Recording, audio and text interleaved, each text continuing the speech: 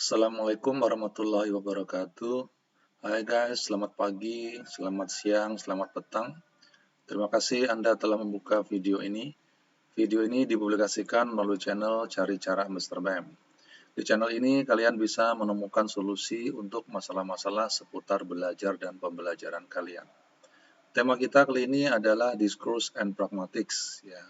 What is studied in these topics? Ya. Ya. Discourse and Pragmatics discusses the relationship between language and context. Ya. Discourse dan pragmatik itu mempelajari hubungan antara bahasa dan konteksnya. It also discusses key issues in area of pragmatic as well as in the area of discourse analysis itself. Ya. It also looks at ways in which people typically perform speech act, such as apologizing, requesting, either in a spoken and a written discourse. So what is pragmatics? Pragmatics is the study of meaning in relation to the context in which a person is speaking or writing. It includes social, situational, textual context, and also background knowledge context. Jadi melibatkan banyak konteks. Ya. Pragmatic assumes that when people communicate with each other,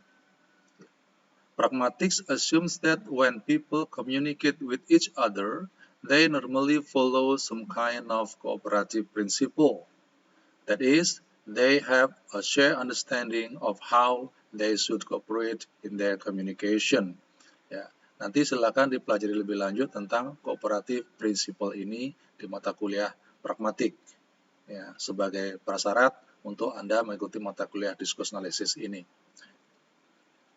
The relationship between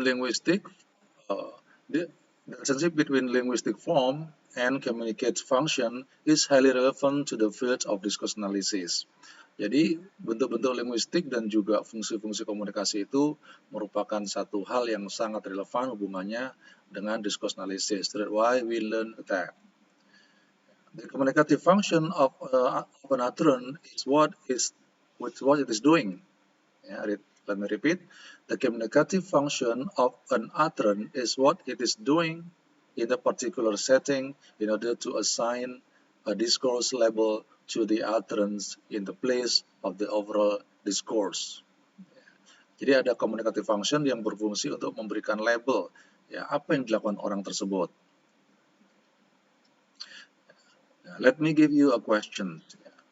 If you heard someone say to someone else, or even to you, the bus was late. The bus was late. Yeah. What does it mean for you? Ya, ekspresi the bus was late ini bagi Anda maknanya apa? Ya. Mungkin satu orang dengan orang yang lain menerima atau memaknai kata-kata the bus was late yang diutarakan oleh seorang itu berbeda-beda. They may be complaining about the bus service. Mungkin itu merupakan sebuah komplain terhadap pelayanan bus di mana harusnya tidak terlambat, tetapi ternyata terlambat. If so, this discourse is labeled as complaint. Jadi ujaran tadi atau speech act tadi masuk ke dalam jenis complaint. Ya. Tetapi itu juga mungkin bermakna explanation. Ya, explanation. Sehingga by saying the bus was late, seseorang itu meminta maaf atas keterlambatan dikarenakan the bus was late. Ya. Or maybe something else. Ya. Mungkin bisa bermakna lain. Ya. Bisa bermakna opini, bisa bermakna justifikasi, dan lain-lain. The next part discussed in this subtopic adalah language, context, and discourse.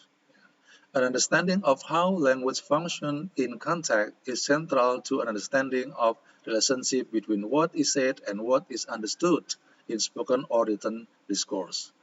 Jadi untuk mengetahui apa yang dikatakan dan apa yang dimaknai, apa yang dikatakan dan apa yang dimaksudkan, ya, we should understand the relationship between context and the discourse itself. Ya, jadi mesti memahami fungsi dari ujaran tersebut dalam konteks tertentu, sehingga kita bisa memaknai apa yang dikatakan dan apa maksudnya. Ya. because sometimes what we said is not what we mean, atau sebaliknya what we mean is not what we said. Nah, if there are two persons, for example, here, two person, they make conversation in a place, let's say in a restaurant or in an office, maybe the person side participant, person around them, side participant here, they catch different meaning from the conversation. The meaning comes to them are different.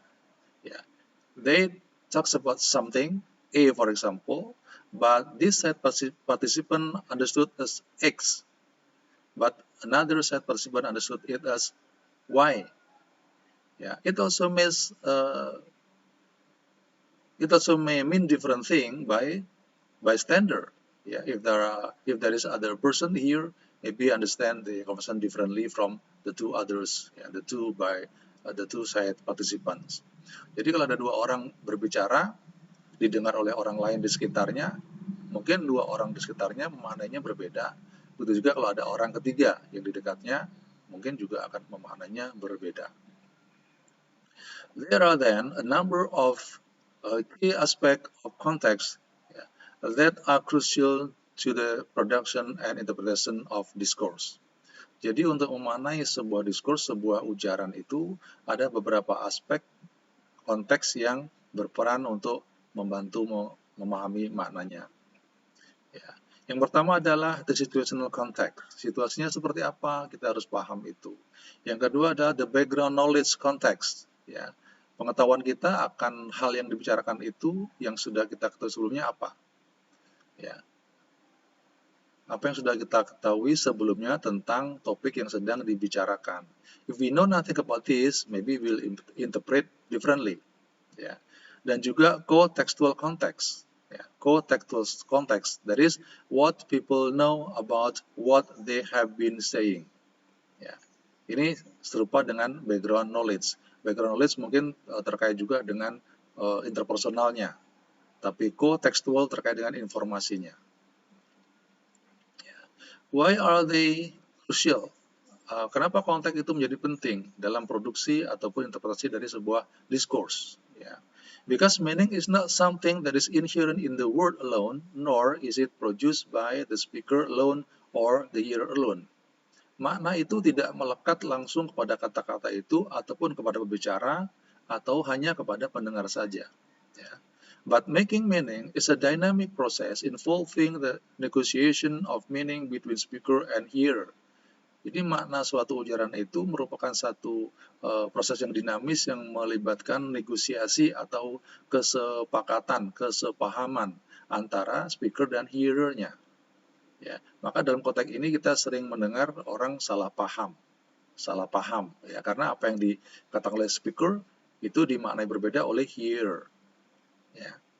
The context of utterance, physical, social, and linguistic, and the meaning, and the meaning potential of an utterance. Jadi konteks juga perlu dipertimbangkan, konteks dalam bentuk physical dan juga sosial dan linguistiknya.